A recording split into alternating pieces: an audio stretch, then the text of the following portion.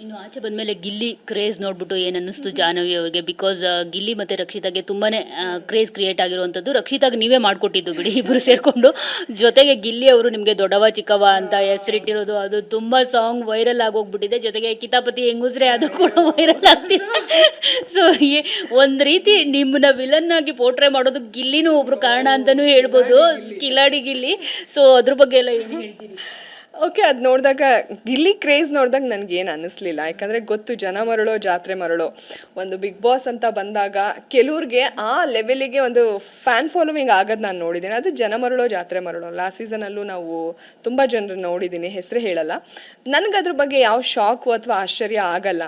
ಅವ್ರಿಗೇನೋ ಇಷ್ಟ ಆಗಿರುತ್ತೆ, ಇಷ್ಟಪಡ್ತಾ ಇರ್ತಾರೆ. ಓಕೆ, ಇದು ಅದೇ ಸ್ವಲ್ಪ ದಿನ ಇದ್ದೇ ಇರುತ್ತೆ, ನೆಕ್ಸ್ಟ್ ಸೀಸನ್ ಬರೋ ತನಕ ಇದೆಲ್ಲ ಇದ್ದೇ ಇರುತ್ತೆ. ಸೊ ಜನರು ಇಷ್ಟಪಡ್ತಾ ಇದ್ದಾರೆ ಅಂದರೆ ಪ್ಯೂರ್ಲಿ ಅದು ಅವ್ರ ಚಾಯ್ಸ್. ಅವರಿಗೆ ನಮಗೆ ಒಳಗಡೆ ಇರಿಟೇಟ್ ಆಗೋದು ಜನಕ್ಕೆ ಆಚೆ ಇಷ್ಟ ಆಗ್ಬೋದು. ಅದು ಒಂಥರ ಒಳಗಡೆ ನಾವು ನೋಡೋ ದೃಷ್ಟಿಕೋನ ಬೇರೆ ಇರುತ್ತೆ, ಆಚೆ ನೋಡೋ ದೃಷ್ಟಿಕೋನ ಬೇರೆ ಇರುತ್ತೆ.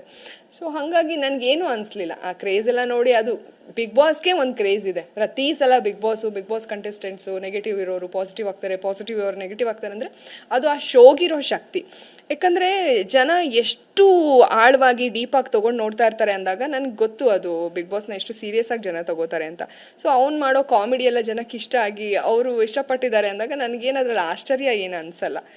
ಅದೇ ಜನ ಮರಳೋ ಜಾತ್ರೆ ಮರಳೋ ಅಂತ ಅನ್ಸುತ್ತೆ ನನಗಷ್ಟೇ. ಗಿಲ್ಲಿ ಮತ್ತೆ ಕಾವ್ಯ ಅವರಿಬ್ರು ಜಂಟಿ ಇದನ್ನ ನೋಡಿದಾಗ ಇಲ್ಲಿ ಯಾರಿಗೆ ಯಾರಿಂದ ಪ್ಲಸ್ ಆಗ್ತಿದೆ? ಬಿಕಾಸ್ ಕೆಲವರು ಹೇಳೋ ಪ್ರಕಾರ ಗಿಲ್ಲಿ ಇಲ್ಲದೆ ಹೋದ್ರೆ ಕಾವ್ಯ ಝೀರೋ ಅಂತ ಹೇಳ್ತಿದ್ದಾರೆ, ಅದರ್ವೈಸ್ ಕಾವ್ಯ ಇಲ್ಲದೆ ಹೋದ್ರೆ ಗಿಲ್ಲಿ ಕೂಡ ಡಲ್ ಆಗಿ ಹೋಗ್ತಾನೆ ಅಂತ ಹೇಳ್ತಿದ್ದಾರೆ, ಏನು ಸಪೋರ್ಟ್ ಸಿಸ್ಟಮ್ ಇರೋದಿಲ್ಲ ಅಂತ ಹೇಳ್ಬಿಟ್ಟು. ನಿಮ್ಮ ಪ್ರಕಾರ ಹೇಳೋದಾದ್ರೆ ಏನು ಹೇಳ್ತೀರಿ ಅಂತ? ಇಲ್ಲ, ಆ್ಯಕ್ಚುಲಿ ಕಾವ್ಯಂಗ್ ಪ್ಲಸ್ ಆಗಿದೆ. ಗಿಲ್ಲಿ ಜೊತೆ ಜಂಟಿಯಾಗಿ ಹೋಗಿದ್ದು ಕಾವ್ಯಂಗ್ ಪ್ಲಸ್ಸು. ಈಗ ಗಿಲ್ಲಿ ಇರಲಿಲ್ಲ ಅಂದಿದ್ರೆ ಕಾವ್ಯನ್ ತಗೊಂಡಾಗ ಇನ್ನೂ ಅವರು ಈಗಲೇ ಡಲ್ಲಾಗಿ ಕಾಣಿಸ್ತಾ ಇದ್ದಾರೆ.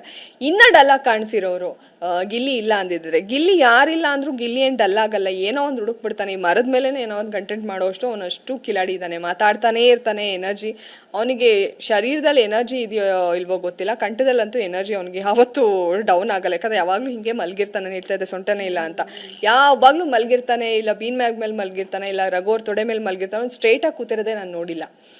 ಸೊ ಹಾಗಾಗಿ ಅವನಿಗೆ ಕಾವ್ಯ ಇಲ್ಲ ಅಂದರೆ ಯಾವ ಎಫೆಕ್ಟು ಆಗಲ್ಲ. ಅವ್ನು ಇನ್ನೊಂದೇನೋ ಆಲ್ಟರ್ನೇಟ್ ರೆಡಿ ಮಾಡ್ಕೊಂಡ್ಬಿಡ್ತಾನೆ. ಯಾಕಂದರೆ ಅವನು ರಿಯಾಲಿಟಿ ಶೋ ಮಾಡೇ ಬಂದಿರೋದು ಅಣ್ಣ.